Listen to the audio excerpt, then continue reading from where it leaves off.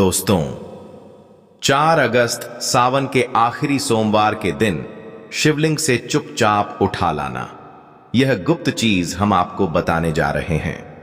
वो सिर्फ एक सामान्य जानकारी नहीं, बल्कि वह गुप्त रहस्य है जो सिर्फ गिने चुने साधकों को ही ज्ञात होता है। वह रहस्य जिसे जान लेने के बाद आपके जीवन की दिशा ही बदल जाएगी। यह वही गुप्त चीज है जिसे सावन में शिवलिंग से सही तरीके से घर लाने वाला व्यक्ति दरिद्र से धनवान बनता है। कर्ज में डूबा हुआ व्यक्ति उन्नति की ऊंचाई पर पहुंचता है और संतान, नौकरी, शादी जैसे बड़े से बड़े संकट भी बिना किसी बाधा के हल हो जाते हैं।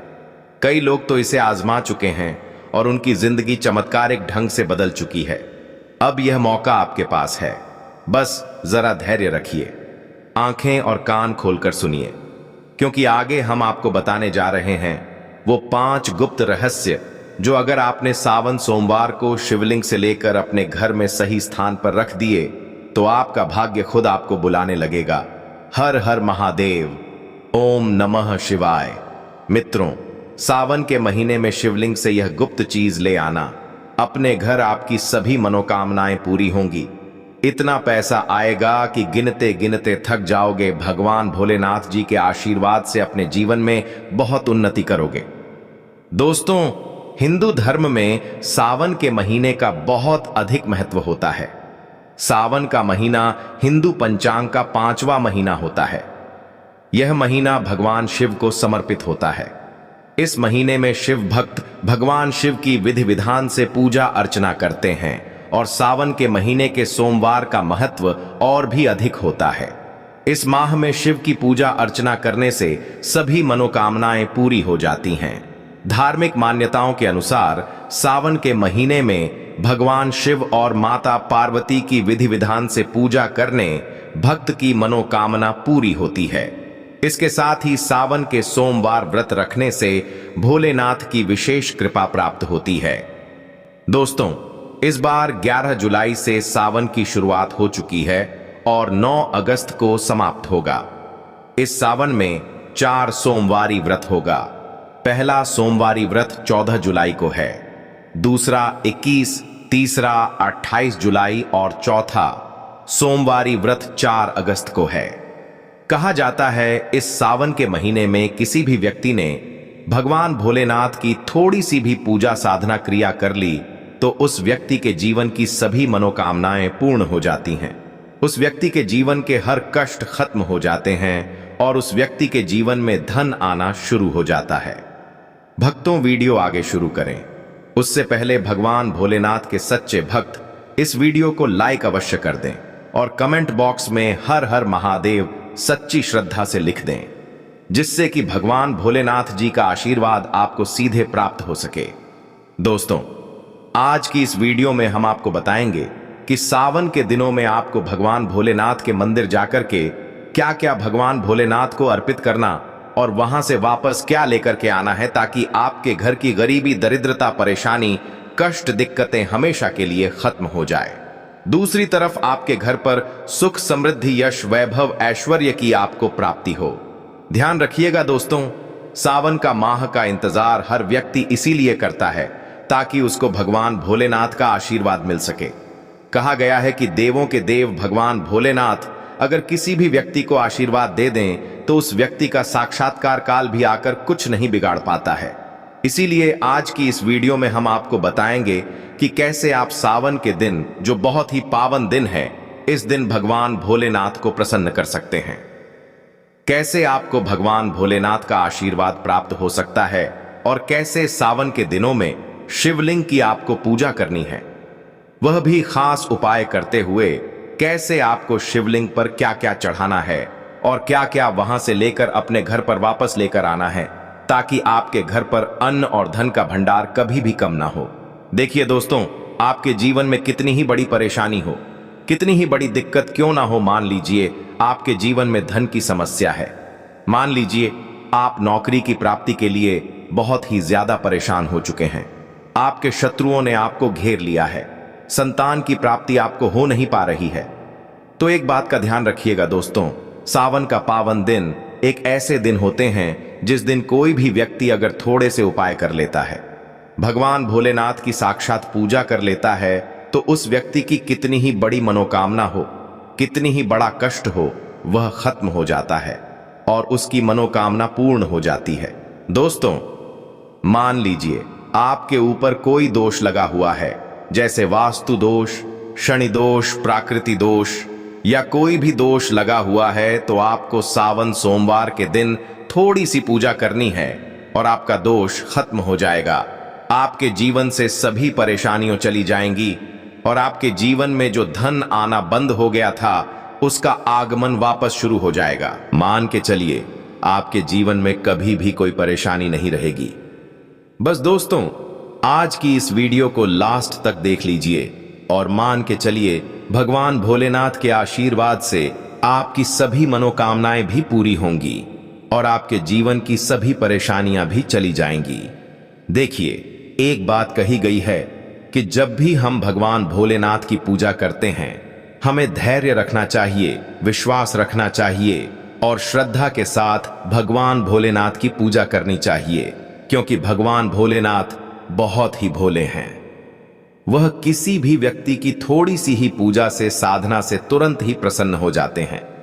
इसलिए दोस्तों, सावन सोमवार के दिन कुछ ऐसी चीजें हैं जो आपको अवश्य पता होनी चाहिए, क्योंकि सावन सोमवार के दिन अगर आप भगवान भोलेनाथ के सामने पूजा करने जा रहे हैं, तो मान के चलिए दोस्तों, आपने अगर कोई गलती कर दी तो भगवान भोलेनाथ आपसे क्रोधित हो जाएंगे, और आपने सही तरीके से पूजा की होगी तो साक्षात आपको भगवान भोलेनाथ उसी दिन आशीर्वाद दे देंगे और उस दिन के बाद आपके जीवन में कभी कोई परेशानी नहीं आएगी। आपको हमें एक एक चीज बताने जा रहे हैं, इसलिए इस वीडियो को लास्ट तक देखिएगा। सबसे पहले आपको भगवान भोलेनाथ के मंदिर जाना होगा। यह जितने भी उपाय आपको बताए जाएंगे, यह मंदिर के उपाय होंगे। देखिए, होता क्या है कि कई लोग हमसे पूछते हैं कि गुरुजी, हमारे घर पर शिवलिंग है, क्या हम घर पर पूजा नहीं कर सकते हैं? तो इसका उत्तर है निपातर है नहीं। भक्तों, आपको मंदिर जाना पड़ेगा, क्योंकि मंदिर का जो शिवलिंग होता है और जो घर का शिवलिंग होता है, इसमें बहुत ज्यादा फर्क होता है जो मंदिर का शिवलिंग होता है। दोस्तों, इसकी जो एनर्जी होती है वह आपके घर के शिवलिंग से करोड़ों गुना ज्यादा होती है। इसमें ऐसी सकारात्मक ऊर्जा होती है जिसके सामने अगर आप थोड़ी सी पूजा करते हैं तो तुरंत ही उसका फल आपको मिलता है और आपके जीवन की हर परेशानी चली जाती है। तो आपको जितने भी आज उपाय बताए जा रहे हैं, आपके जीवन की परेशानी को खत्म करने के लिए, आपकी मनोकामना पूर्ति के लिए, उस उपाय के लिए तो आपको मंदिर जाना पड़ेगा।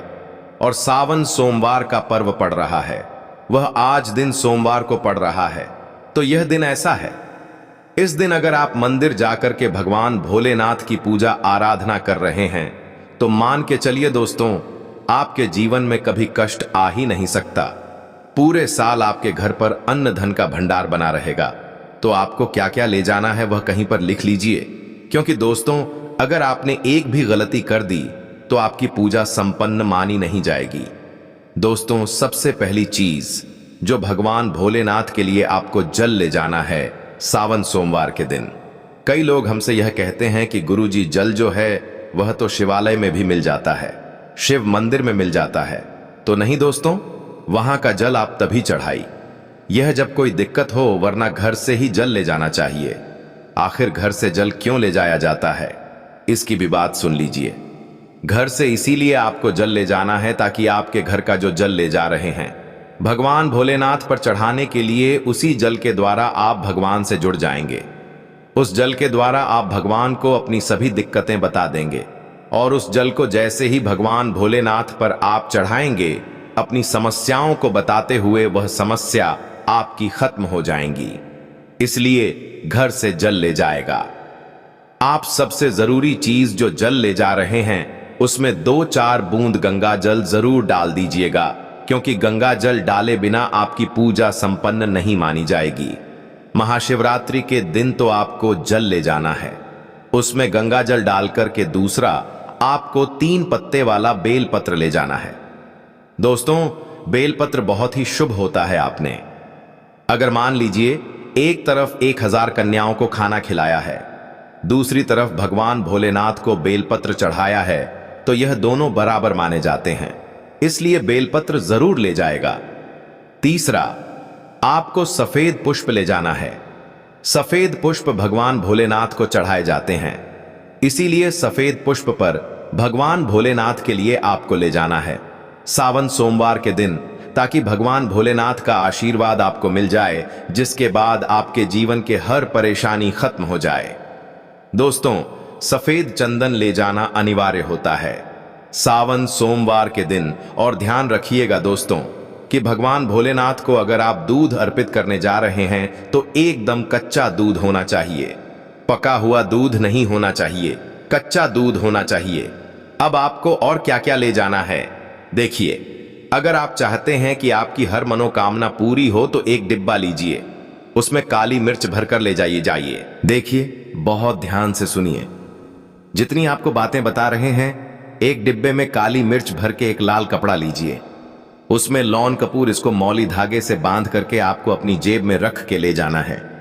सिर्फ इतनी चीज आपको ले जानी है। आज के दिन को अब आपको पूजा कैसे करनी है, चलिए आपको बताते हैं। बहुत ध्यान से लास्ट तक देखिएगा और जितनी भी चीज आपको बताई जा रही है, इन चीजों को आपको ले जाना है और शिवालय से वापस लेकर आना है अपने घर पर, ताकि आपको धन की प्राप्ति हो सके, आपकी कोई भी मनोकामना हो वह पूर्ण हो जाए। भक्तों, आप पहले जाएंगे मंदिर। सबसे पहले आपको इस बात का ध्यान रखना है, मंदिर जाने से पहले ही काले या नीले कपड़े का धारण करके मंदिर ना जाएं, वरना भगवान भोलेनाथ का आपको क्रोधित रूप देखना पड़ सकता है। सबसे पहले आपको यह करना है कि पतली धार बनाते हुए जय जल भगवान भोलेनाथ को अर्पित कर देना। बहुत ध्यान से सुनिएगा भक्तों, पतली धार बनाते हुए भगवान भोलेनाथ को जल आपको अर्पित कर देना है। अब आपको यह करना है दोस्तों कि भगवान भोलेनाथ को चंदन लगाना है। चंदन लगाने के बाद भगवान भोलेनाथ पर 3 पत्ते वाला बेलपत्र रखना है।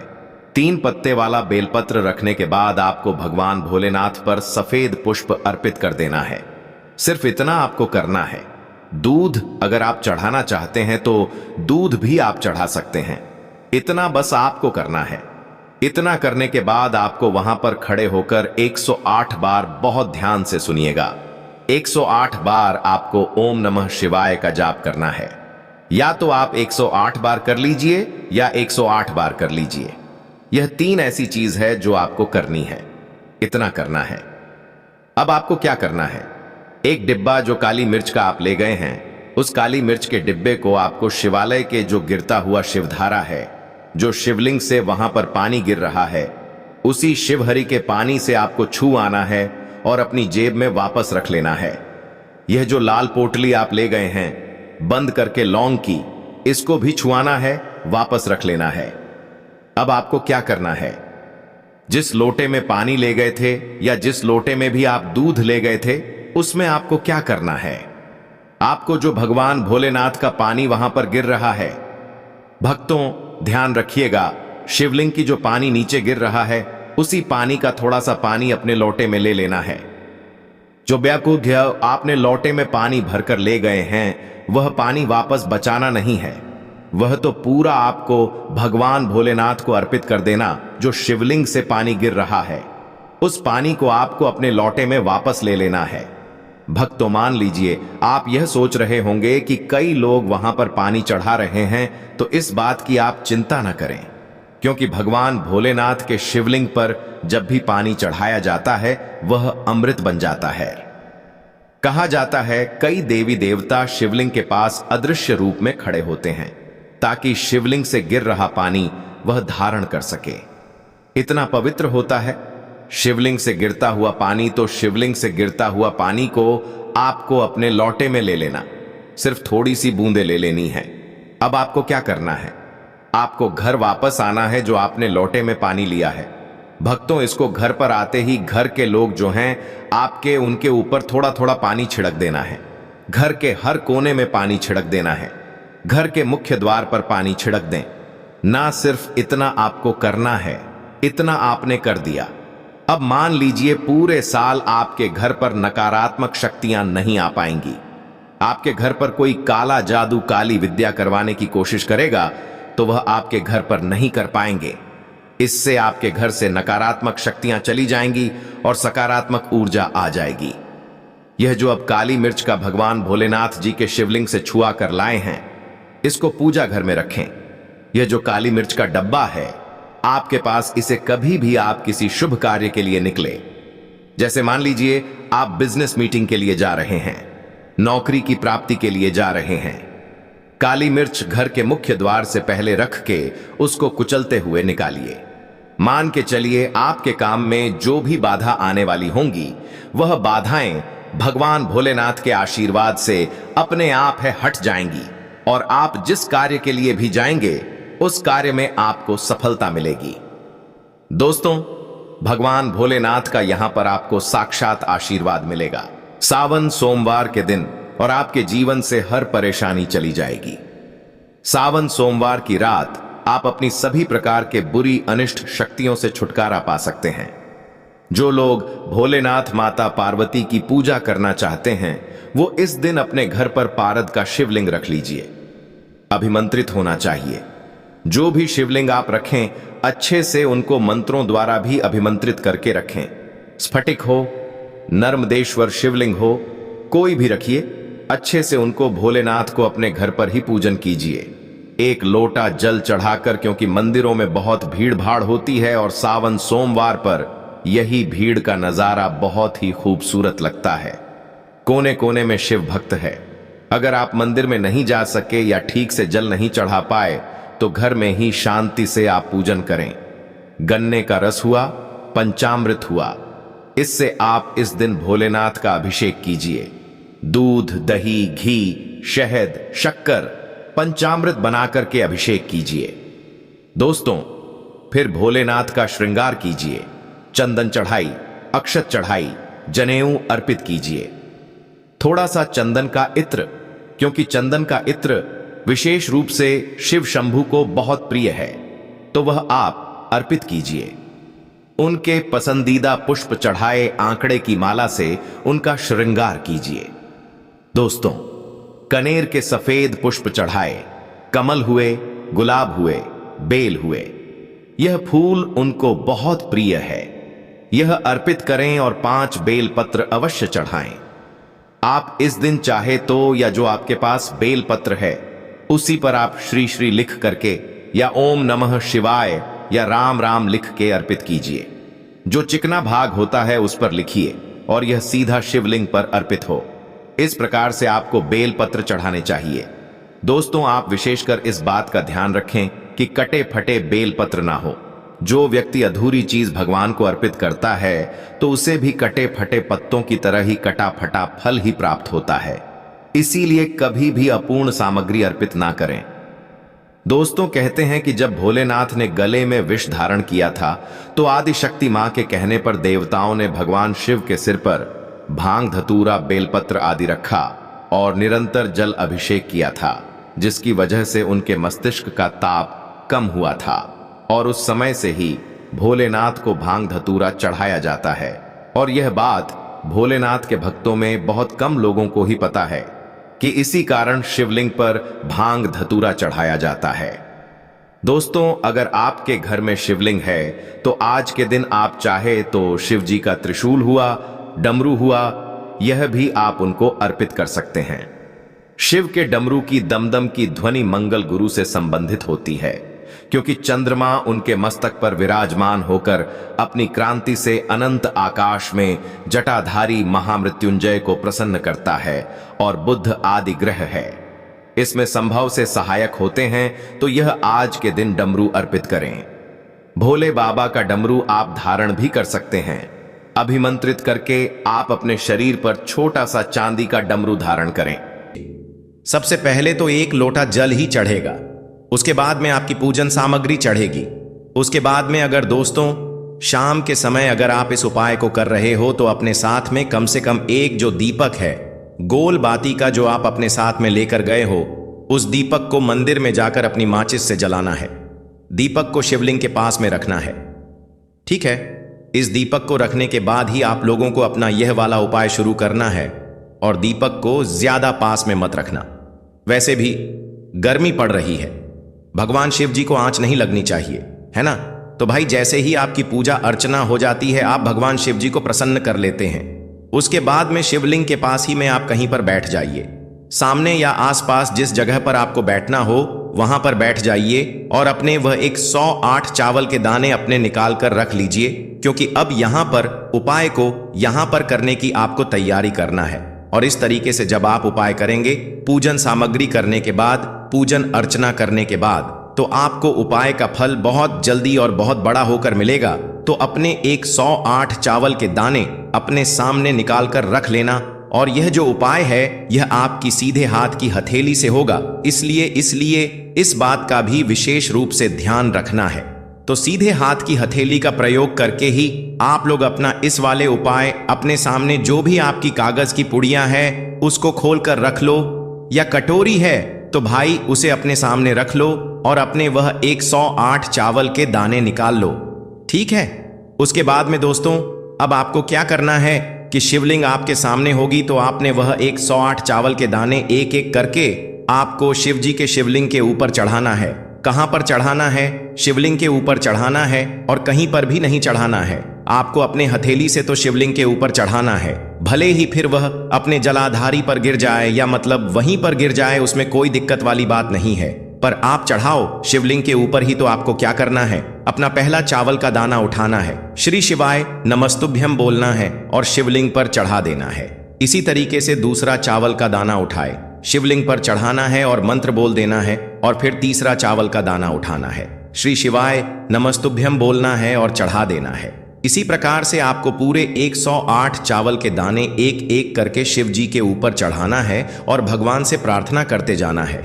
मतलब प्रार्थना तो आपको आखिरी में करना है, पर हर एक चावल के दाने को चढ़ाते समय श्री शिवाय नमस्तुभ्यम जरूर बोलना है। उसके बाद ही में ये चावल का दाना शिवलिंग के ऊपर आपको चढ़ाना है। जैसे ही शिवलिंग के ऊपर चरस जाते हैं तो भाई उसके बाद में आपको क्या करना है? भगवान से अपनी मनोकामना बोलना है। मनोकामना भी कब बोलना है? जब आपका 108 चावल का दाना आपके सीधे हाथ की हथेली में हो और आप उसे खाने के लिए जा रहे हो। श्री शिवाय नमस्तुभ्यम बोलकर उस आखिरी चावल के दाने को शिवलिंग के ऊपर चढ़ा देना और भगवान से फिर अपनी वह मनोकामना बोल देना, जिस मनोकामना के लिए आप लोग अपना यह वाला उपाय कर रहे हो। जिस भी दुख और परेशानी के लिए आप लोग अपना यह वाला उपाय कर रहे हो, उसके बाद में जैसे ही आप अपनी मनोकामना बोल देते हो, आपका यह वाला उपाय पूरा हो जाता है। पर दोस्तों, उपाय को करने के बाद आप लोगों को 2 मिनट भगवान शिव जी के मंत्र का जाप जरूर करना है। और का जाप करने के बाद भगवान से एक और बार प्रार्थना करना है अपनी मनोकामना के लिए या अपनी जो भी दुख और परेशानी है उसके लिए। इसके बाद में आप लोग भगवान को देखकर भगवान से प्रार्थना करके उनसे आशीर्वाद लेकर वहां से उठ सकते हैं और अपने घर पर जा सकते हैं। बस दोस्तों, यहां पर यह वाला उपाय पूरा हो जाता है। इस तरीके से जो भी व्यक्ति छोटी छोटी चीजों का ध्यान रखते हुए इस एक चावल के दाने वाले उपाय को करेगा, ऐसी बात है उसे उसकी मनोकामना जल्द ही पूर्ण होगी और जो और परेशानी है वह भी बहुत ही जल्दी दूर होंगे। और दोस्तों, अगर आपको हमारी यह वीडियो पसंद आई हो तो हमारे इस वीडियो को लाइक और चैनल को सब्सक्राइब जरूर करें। हर हर महादेव, ओम नमः शिवाय। लेना है एक गोल बाती का दीपक। आप चाहे तो मिट्टी का ले सकते हैं या फिर घर से शुद्ध आटा मढ़कर उसका दीपक आप तैयार कर सकते हैं। इसके बाद आपको लेना है शुद्ध गाय का घी। अगर वह नहीं है तो कोई भी देसी घी इस्तेमाल कर सकते हैं, जिससे आपको दीपक प्रज्वलित करना है। देखो, अब यह सब सामग्री लेकर आपको जाना है। प्रदोष काल में आपके घर पर तुलसी जी के घेरे के पास में देखो, यह उपाय तो आपको अवश्य करना है। देखो, वहां पहुंचकर सबसे पहले वह दीपक आपको प्रज्वलित कर देना है और ओम नमो भगवते वासुदेवाय नमः का 11 बार जाप करना है। उसके बाद आपको अपने सीधे हाथ में थोड़ी हल्दी लेकर उस दीपक में अपना नाम और गोत्र बोलते हुए डाल देना है। उसके बाद माता लक्ष्मी से आपको प्रार्थना करना है कि हे महालक्ष्मी, हमारी सभी दुख तकलीफों को दूर करो। हे महादेव, हमारे सब दुख कष्टों को खत्म करो। इस भावना से आपको यह उपाय करना है। चलिए अब बात कर लेते हैं दूसरे उपाय की। दोस्तों, आप सभी जानते हैं कि सोमवार का दिन समर्पित होता है भगवान महादेव को, यानी कि भगवान पार्वती को सोमवार का दिन समर्पित होता है। और जब भी हम शिवलिंग के ऊपर कोई भी उपाय करते हैं तो इससे हमें एक साथ भगवान महादेव की और पार्वती की कृपा प्राप्त हो जाती है।